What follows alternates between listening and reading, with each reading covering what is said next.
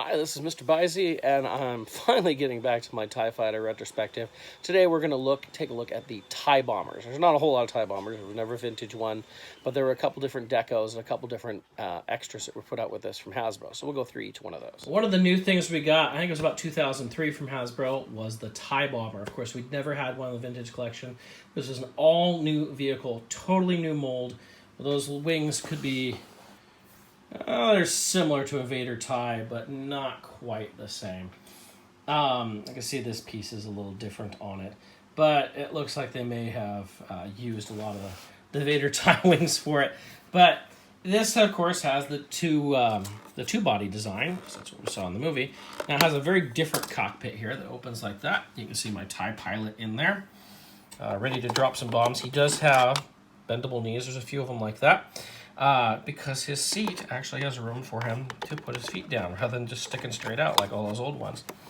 That's the same as a pretty basic cockpit. I didn't even see this. Kind of got that boxy sticker look in there.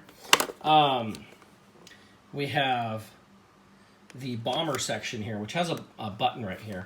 If I press this, let's see if it works here. Out pops a bomb. All right. So... we have these little bombs in there, and you just reload these by putting them into the hole right here. They go in there. There's 3 or 4 in there. I don't remember how many. Take a look here at the back. It actually looks like twin ion engines, doesn't it? There's a lot of detail in this. It was great to finally get a TIE Bomber. They put a lot of detail into this. They could have cheaped out in so many different ways, and they didn't. It's a really great vehicle. Now, they did a couple different TIE Bombers. Very few upgrades to it. But they had a little fun. I believe this is the next one. You can see it's more lighter gray. It's got a couple different paint things in it. As you can see, it's got like kill marks on the side, which is kind of cool. It feels a little more sturdy than the other one. You pick it up by the wings on the other one. It feels a little rubbery. Let's see. We got a TIE pilot who's not quite sitting in there, right? But it's the same basic idea on the cockpit. We do have a little more paint variance, it looks like, in the cockpit. But it is the same idea. Same thing. Press the button, drop the bomb. It's the same mold, just a new color, a little sturdier. I think it's made of a little sturdier plastic. But the paint job on it's also got a little more weathering, that sort of thing, which is nice to get. Now, as they were upgrading TIE Fighters, they upgraded the Bomber one more time. I believe this one was from 2007, so this one would be around 2010, maybe 2011, right around there.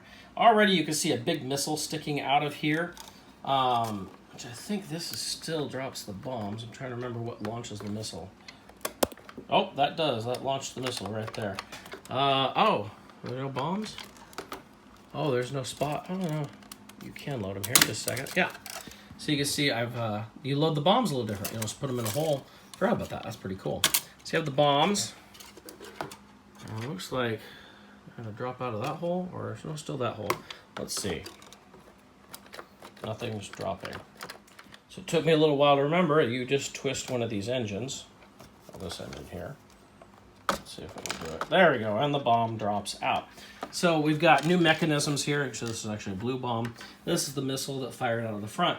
So we've got a new bomb dropping mechanism, a new missile that fires out of the front. And if we open the cockpit through all my wires here, you can see we have an ejector seat. So they upgraded the cockpit. You can even see we've got a better control yoke. It's altogether a better interior. It was really nice about that time. Like I said, around 2010, they went through and really upgraded the cockpits on all these vehicles. They did on the X-Wing, Y-Wing, A-Wing, and all the TIE Fighters. It's the same mold as the other ejector seats. It's you wouldn't expect anything different. You can see there's a little bit of extra detail on the back there for when after it's ejected. So it was kind of cool to get these updated TIE Fighters as we went. Now, where we go from here, who knows? It sounds like that next Walmart one is going to be the Big Wing TIE Fighter, the last one I showed you. We haven't seen anything else about new TIE Interceptors or TIE Bombers or Vader TIE Fighter, so we shall see. So the only real version that came out of the TIE Defender was a long time ago, and it was in the Action Fleet stuff. This was in the late 90s. It was put out as an EU vehicle. They did both this and the E-Wing, which was all from EU. As you can see, I mean, this is made for Action Fleet, so it's pretty small. We do have an opening cockpit on it. kind of see in there. There's not a whole lot to see really. It's just a tiny little cockpit. It does have, let's see, one of these panels moves. I don't remember which one. All the Action Fleet stuff would always have, two things that we do. Each one would come with two little like minifigures, and would have two features. Oh, there it is. I've actually already moved it. You can see right there, it's got battle damage on it. This panel can come off. I'm having a hard time doing it, but it does come off, trust me. And so that you can replace it, flip it around so it looks non-battle damage like that. You know, Hasbro never did a full vehicle of this. Obviously, it's now in Rebels, so it's canon, if you will. So, I mean, they could. But this is the only version we've gotten. Still a pretty cool version to have.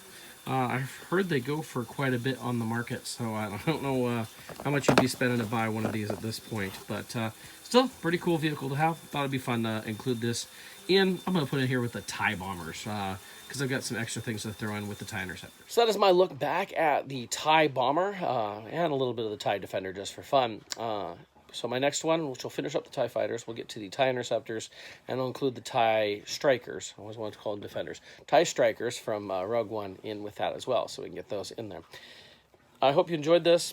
I hope it helps you kind of see how these vehicles came, kind of the progress, the evolution, if you will, what they went through. You can check out my other retrospectives I've done of the regular TIE Fighter, the TIE Advance, and I've got all the different Rebel ships with the X-Wing, A-Wing, B-Wing, and Y-Wing out there, as well as the Slave One.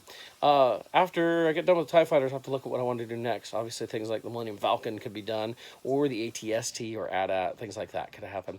We'll see where it goes, although technically I've done an AT-AT a long time ago when the AT-ACT came out, but I hope you enjoyed this. If you did, leave some comments, subscribe. If you have any questions, please leave them below. I'm happy to answer questions that you might have out there. And like I said, I hope you enjoyed this and have fun collecting.